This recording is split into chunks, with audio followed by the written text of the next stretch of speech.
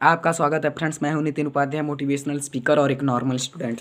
Friends, आज मैं बात करने वाला हूं इमेजिंग पे। इमेजिंग को कैसे बाहर लाएं। ये अपने मन में ही आप सोचते हैं क्या इमेजिंग करूं, क्या इमेजिंग करूं। इमेजिंग करते हैं और फिर उसके बाद उसे गायब भी करते हैं। एक तरफ से इमेजिंग करने के बाद आप उसे भूल भी जाते हैं। लेकिन एक ऐसा लड़का जो इमेजिंग किया, अपने लाइफ में इमेजिंग किया और उसके इमेजिंग का फ़ायदा फिजिकियो फ्यूजियो ने उठाया। उसके इमेजिंग का फ़ायदा फिजिकियो फ्यूजियो ने उठाया। फिजिकियो फ्यूजियो थे कौन, वो मैं वीडियो के आखिरी में बताऊंगा। शुरू करता हूँ फ्रेंड्स। वो लड़का कौन था? वो लड़का था, लड़का का नाम भी नहीं बताऊंगा, वो भी आखिरी में बताऊंगा। वो लड़का कौन था, ध्यान दीजिए। वो क्या था, एक जापान का लड़का था।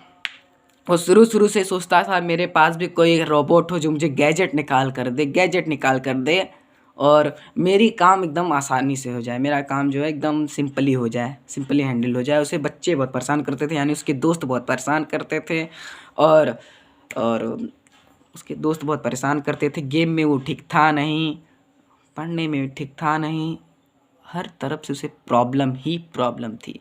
इसे सीख क्या मिलेगी, इसे सीख क्या मिलेगी हमें? इमेजिंग करना सही है या फिर गलत, ये आप खुद डिसाइड करना है। कमेंट में लिखिए इमेजिंग करना सही है या फिर गलत। मैं इमेजिंग के ऊपर बात करूंगा। इस लड़के ने कैसे अपने इमेज को बाहर लाया और उसका असर क्या हुआ, अंत में उसका अंजाम क्या हुआ।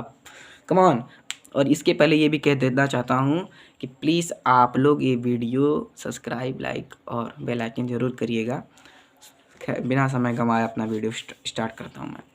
फ्रेंड देखिए, वो लड़का जापान का था और वो जापान का लड़का था और आपको मैंने पहले ही बताया वो पढ़ने में ठीक था नहीं, गेम में ठीक था नहीं, घर से बहुत प्रॉब्लम झेलनी पड़ती थी।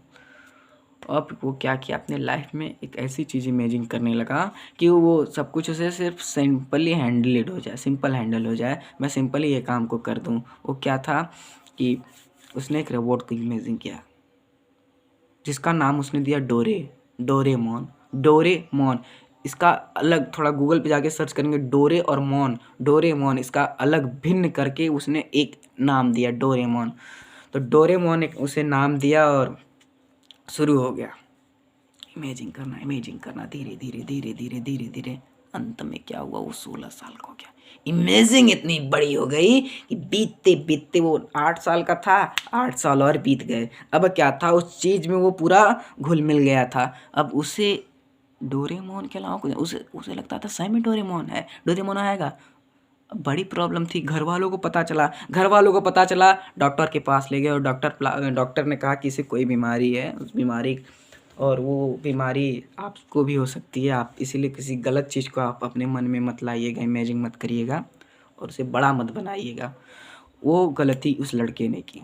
जी हाँ, उस लड़के का नाम नोबिता है। मैं डोरेमोन नोबिता की बात कर रहा हूँ, उस कार्टून की बात कर रहा हूँ। ये रियलिस्ट लाइफ है उसकी, नोबिता की। अब क्या था, नोबिता परेशान था बेचारा कि अब उसे बहुत बड़ा धक्का लग गया, मुझे बीमारी है, मैं डोरेमोन नहीं है। रोता था, परेशान रहता था कि क्या करूं। पढ़ता नहीं था, कुछ नहीं करता था, सिर्फ और सिर्फ उसी के पीछे पड़ा होता। शायद ये डॉक्टर झूठ बोल रहा है। अंत में डेफिनेटली उसे पता चल गया कि डोरेमोन नहीं है, डोरेमोन नहीं। अब क्या किया उसने कमान। अब क्या किया, पापा एक गन की कंपनी में काम करते थे। उनके बैग में से गन निकाला और अपने आप को मार लिया। ख़त्म हो गया, मर गया वहीं पे। कितना गलत अंजाम हुआ इस इमेजिंग का। आपसे कह रहा हूँ, आप वो इमेजिंग मत करिए, गलत इमेजिंग मत करिए, क्योंकि गलत इमेजिंग आपको हमेशा गलत ही करेगी। आपको लगेगा वो सही है, लेकिन किसी दूसरे ने अगर उस चीज़ को मना कर दिया, कोई बड़ा है कि बेटा मत कर, ये मत कर, तो प्लीज़ उसकी बात मान लेना, उसे भी बहुत लोगों ने मना किया, ये मत कर, कोई नहीं है डोरेमोन, कोई नहीं है। उसकी मम्मी पापा सब ने कहा, लेकिन वो नहीं माना। धीरे धीरे उसकी प्रॉब्लम बड़ी हुई और अंत में उसने अपने आप को मार लिया, सुसाइड कर लिया। और इसका फ़ायदा किसने उठाया? फिजिकियो फ्यूजियो ने। उन्होंने क्या किया, 1969 में उनकी कहानी सुनी। नोबिता की। अब यह क्या किया, इस पर सीरीज़ बनाना शुरू किया, लिखना शुरू कर दिया, सीरीज़ बनाना शुरू कर दिया, और ये कार्टून भी निकल गया। इसका पूरा श्रेय किसे गया, फिजिकियो फ्यूजो को। फिजिकियो फ्यूजो ने उसका फ़ायदा उठाया, फिजिकियो फ्यूजो ने क्या किया, फ़ायदा उठाया। आपको इससे क्या सीख मिल रही है, आप अपने आपके अगल बगल कुछ भी हो रहा है उसे रिलीज करिए, उसे पब्लिक करिए, उसे सबको बताइए, सबको फैलाइए। लीडरशिप कन्वर्सन, लीडरशिप अगर बनाएंगे वो मजबूत होगा। अपने अंदर अचीव विल्यू रिची वाला सिस्टम लाइए, कम ऑन अचीव विल्यू रिची वाला सिस्टम लाइए।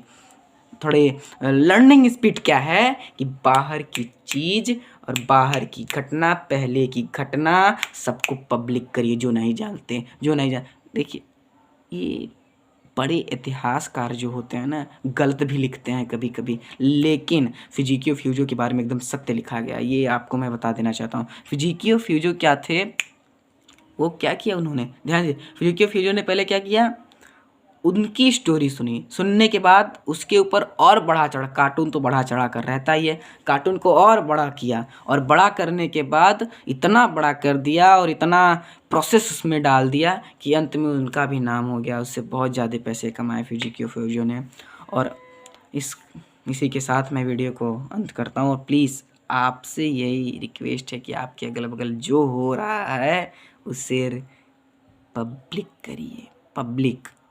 इससे सबसे बड़ा हल और सबसे बड़ी प्रॉब्लम सॉल्व हो जाएगा। प्लीज़ अपने अगल बगल जो हो रहा है उसे पब्लिक करिए, इससे यही सीख मिलती है फ्रेंड्स। और गलत इमेजिंग अपने लाइफ में कभी मत लाइए।